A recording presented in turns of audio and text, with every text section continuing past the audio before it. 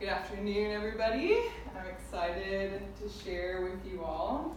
So the first thing I want us to do as we get started, I want you guys to imagine.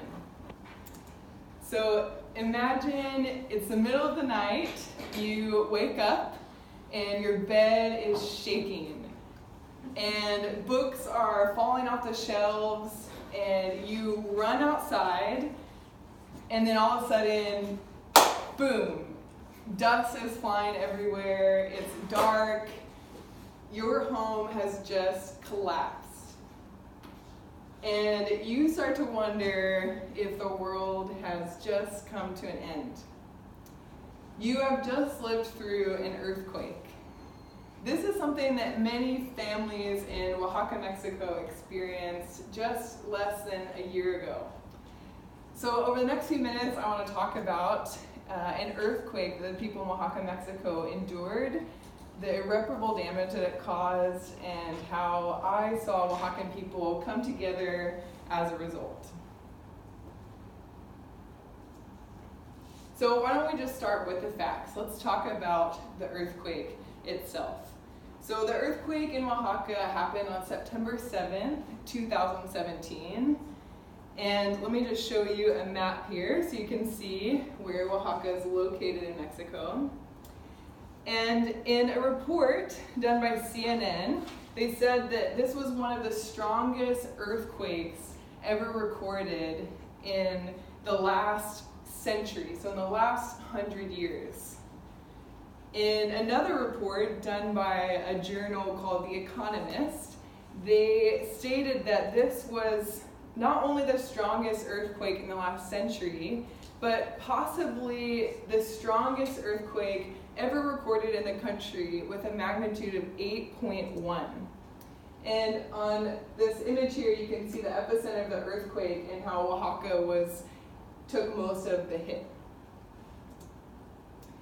In another article in Science magazine, a correspondent that's based out of Mexico named Lizzie Wade did a study that reported that there have been over 1,000 aftershocks since the earthquake on September 7th. Now, Mexico is actually known as one of the most seismically active regions in the world, according to the U.S. Geological Survey. And to give you an idea of just how unstable Mexico is, and not just Mexico, but now Oaxaca, since this major earthquake, they estimate on earthquaketrack.com, which resources most of its information from the U.S. Geological Survey, they say that there's been one earthquake almost every day since September 7th in Oaxaca, just in Oaxaca, Mexico. So this area is incredibly unstable since September 7th. The New York Times did a report also on this major earthquake, and they say that it hit just before midnight, that millions all throughout Mexico felt the earthquake, and not just in Mexico, but people all the way in Guatemala felt the impact of this 8.1 earthquake. Now, in another article by the New York Times, they interviewed a member of the City Council of Oaxaca who said, "This is a nightmare that we weren't prepared for." So this earthquake caused major irreparable damage. And in the New York Times coverage of the earthquake, they explained that the main hospital in Oaxaca was actually destroyed. So they had to evacuate all the patients and create a makeshift clinic in an empty lot somewhere where they had to tend to patients, survivors after the earthquake. And not only that, but they actually had to work by the light of their cell phones to operate and help the people that they were taking care of. Yeah, can you imagine what that would have been like? And more coverage from the New York Times described damage in the city, and City Hall was actually a building. It was a building in Oaxaca that dates back to the 19th century. It had 30 arches, and half of the building collapsed because of the earthquake. In another report by an independent government agency, they focus on foreign aid and distribution of supplies when a natural disaster like this happens. They actually released a bulletin saying that there were over 90 deaths in Oaxaca alone.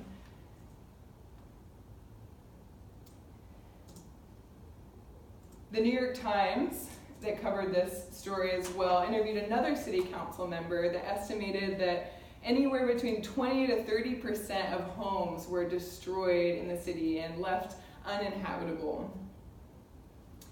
There's an article from the journal The Economist that covers international news and science, and someone said it this way, and I really liked what they said. They said, disasters tend to bring out the best in Mexicans. And I thought that was really interesting because it's something that I've found to be really true. And on a trip I just took to Oaxaca just over a month ago, I really saw how Oaxacan people came together after the earthquake. I saw families come together to help each other rebuild. Our team that was in Oaxaca, we met a young man who is helping his elderly parents to sort through the rubble and debris and rebuild their home. I also met a group of siblings, 3 sisters, who lost their homes, and they brought all their kids together and all their other siblings and started to rebuild a home together. I also saw communities and neighborhoods come together to support one another, to work alongside each other. We stumbled across a group of single moms who had lost their homes and had very limited resources, and together with their children they built a shelter that they could share. And I met a family who cooked meals for workers that were working on the houses in their neighborhood, and they welcomed them into their home and cooked meals for them. And locals also helped with the relief efforts. And in the article The Economist did on the earthquake, they described how locals were so eager to jump in and help that after the earthquake happened, they were grabbing buckets and collecting rubble. They were helping the rescue workers, pulling people out of collapsed buildings, and people were jumping in to direct traffic and donate food and water. And an example of this is or a story like this that I heard and encountered personally was a guy named Mariano. So you can see a picture of him here. He just saw the need and wanted to intervene and help his people. And so he connected with nonprofit organizations that were distributing supplies, and he helped connect them with the right families. He also went into buildings and collapsed homes, and he was pulling people out of these situations and situations that other people didn't really want to go into, and he was willing to go. I also encountered a really amazing church that was helping families who lost their homes to rebuild temporary shelters. And really, these are just a few of many, many stories that I could tell, many stories that have already been told. But I want to conclude with this one.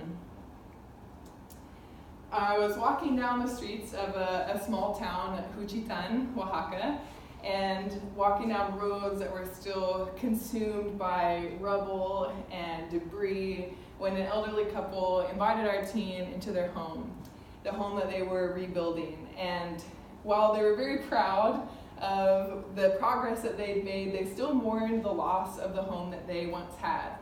And they started to tell us about what it was like the night that the earthquake hit. And tears were streaming down their faces, and they said that it was dark and they ran outside and there was no power, they didn't know what was happening, and they thought that the world had ended. And after that, for the next few weeks, they shared how the members of their community whose houses had also collapsed, who had lost their homes or their homes that had been damaged, they built a makeshift shelter and tents in an empty lot across the street, and there they mourned the loss of family members and friends and people in their community and the homes that were destroyed. And they slept together, they ate together, and then together they started to sort through all the rubble and to rebuild. So Oaxaca, Mexico endured a major earthquake September 7th, 2017. It was devastating, claiming lives and bringing massive destruction that's going to take decades to repair and to rebuild. But despite the tragedy, despite all the destruction, I saw how Oaxacan people came together and came alongside one another and how they continue to persevere. Thank you so much.